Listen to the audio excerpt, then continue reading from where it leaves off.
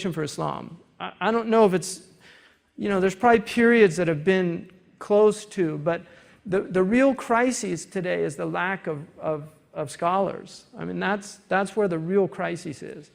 And there's so many Sheikh Googles out there, there's so many muftis of the internet, and it's really creating immense confusion in our community. On top of that, you have an anti-phobic industry, Islamophobic industry out there that is heavily funded. They have their own scholars.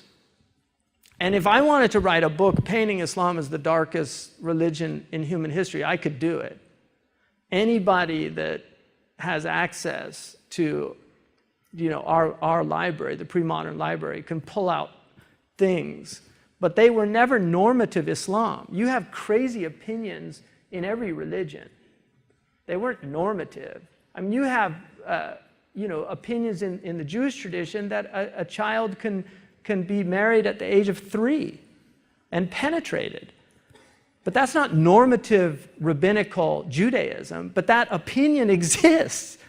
So if you put that out and say, oh, look, the Jews, they permit pedophilia, that's crazy. They don't permit that. But you can find those opinions. And Christians that are anti-Jewish, they pull out this stuff from the Talmud, and they say, look how evil Judaism is, right? You could do the same thing with Islam, and the truth be told, you could do it with Christianity as well. Because there's a lot of crazy opinions in Christianity as well. But what is normative Islam? And then, when is normative Islam overridden? Because we have, for instance, istihsan, according to the Malikis and the Hanafis. We have istihsan, we have masalih al-mursalat, we have usuli tools that I'm going to talk about in the next lecture. We have usuli tools that enable us to override things that would be unjust if they were implemented. For instance, ridda right now, you can't implement apostasy laws in the Muslim world. Ibn Humam, the great Shafi'i scholar, said that when ignorance is widespread, you suspend the had punishments altogether. There's no had punishments because people are ignorant. You have to educate people. You can't cut off hands when you have the type of poverty and injustice on this planet that we have. You can't cut people's hands off for stealing.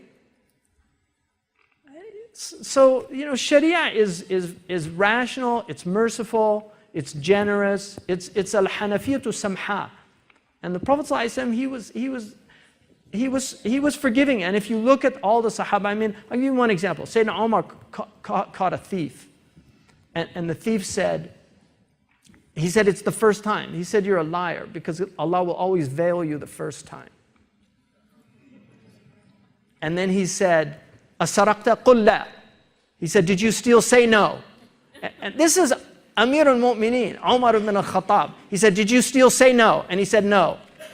And he said, get out of here. Innaka dharif. You're an intelligent. That's dharafat al-faqih. The faqih got him out of this. He said, did you steal? And then he said, say no. So what does he do? He didn't say, yes, I stole, and no. He said no. So he got the point. And so Omar, what Abu Bakr al-Tartushi said, Omar understood that his intelligence would prevent him from doing it a second time. This is leniency. This is leniency in our tradition. And that was the tradition. But